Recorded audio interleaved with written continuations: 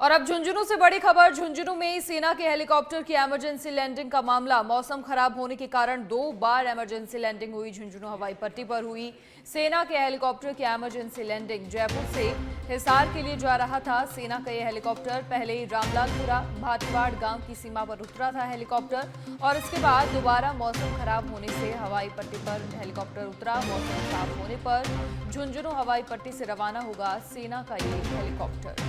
जयपुर से हिसार के लिए जा रहा था सेना का हेलीकॉप्टर। मौसम खराब होने की वजह से इमरजेंसी लैंडिंग करनी पड़ी। पहले रामलालपुरा भाटीवाड़ गांव की सीमा पर उतरा था हेलीकॉप्टर और इसके बाद दोबारा जब मौसम खराब हुआ तो हवाई पट्टी पर यह हेलीकॉप्टर उतरा।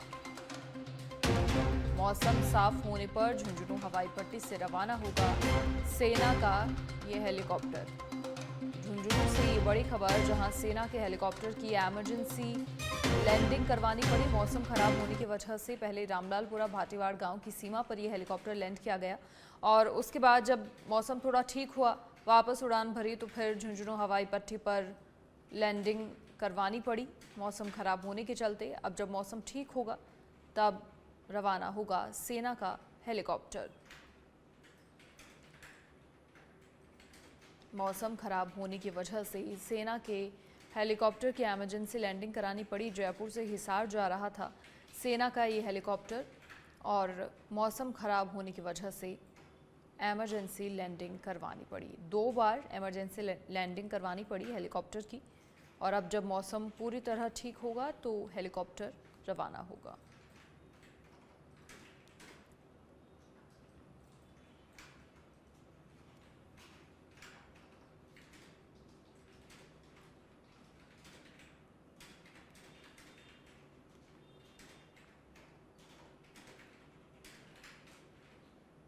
केंद्रीय मंत्री गजेंद्र सिंह शेखावत जोधपुर दौरे पर हैं, जहां वो सामाजिक सरोकार निभाने के अलावा लगातार जन सुनवाई कर रहे हैं और लोगों की समस्याओं का निराकरण करा रहे हैं।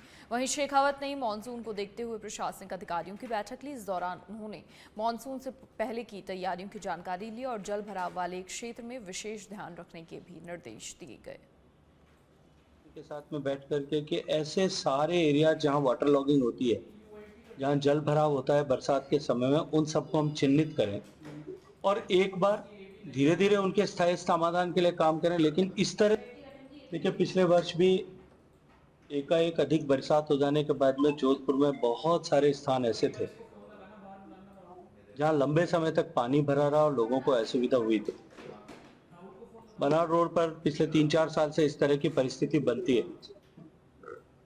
गत वर्ष बरसात के समय में हमने ये तय किया था प्रशासन के साथ में बैठ करके कि ऐसे सारे एरिया जहां वाटर लॉगिंग होती है, जहां जल भराव होता है बरसात के समय में, उन सबको हम चिन्हित करें और एक बार धीरे धीरे उनके स्थायी समाधान के लिए काम करें। लेकिन इस तरह से एक बार रचना करें कि अगले बरसात में इस तरह का कष्ट न हो।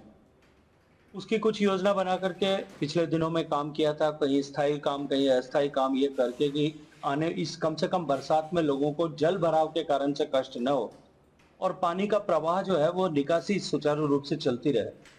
आज अधिकारियों के साथ में बैठ करके उन सारे कामों की जो हमने चिन्हित किए थे, उन सब की एक बार फिर बरसात से पहले हम सब ने समीक्षा की है, सारे विषयों पर चर्चा की है।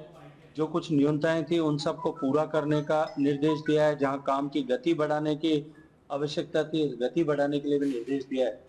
मुझे लगता है कि अब की बार जिस तरह का प्रयास हमने किया है, मुझे पूरा भरोसा है कि इस बार जो है कम से कम जिस तरह से पानी भरने के कारण से भयावह स्थिति पिछले वर्षों में बनती थी, इस बार कम से कम उस तरह की स्थिति नहीं बनेगी।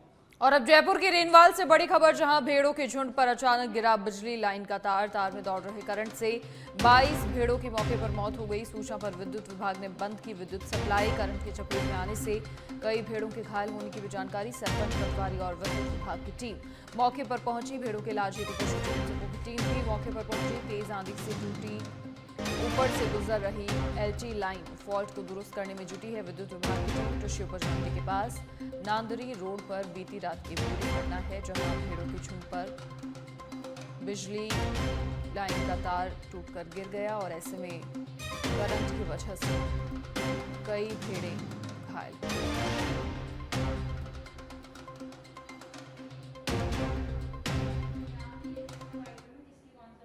खबर दौसा के सैंथल थाना क्षेत्र से है, जहां पर रामबास में खनन कार्य के दौरान हादसा हुआ। आपको बता दें, एलएनटी मशीन से ट्रैक्टर ट्रॉली में पत्थर भरने के दौरान 150 फीट ऊपर से मलबा गिरने से 2 लोग उसके नीचे दब गए। मामले की जैसे ही जानकारी मिली, पुलिस और खनन विभाग की टीम मौके पर पहुंची, लेकिन मलबा हटाने में करीब 1 घंटा लग गया, जिससे एक युवक की वहीं मौत हो गई, तो वहीं एक युवक को गंभीर हालत में भर्ती करवाया गया।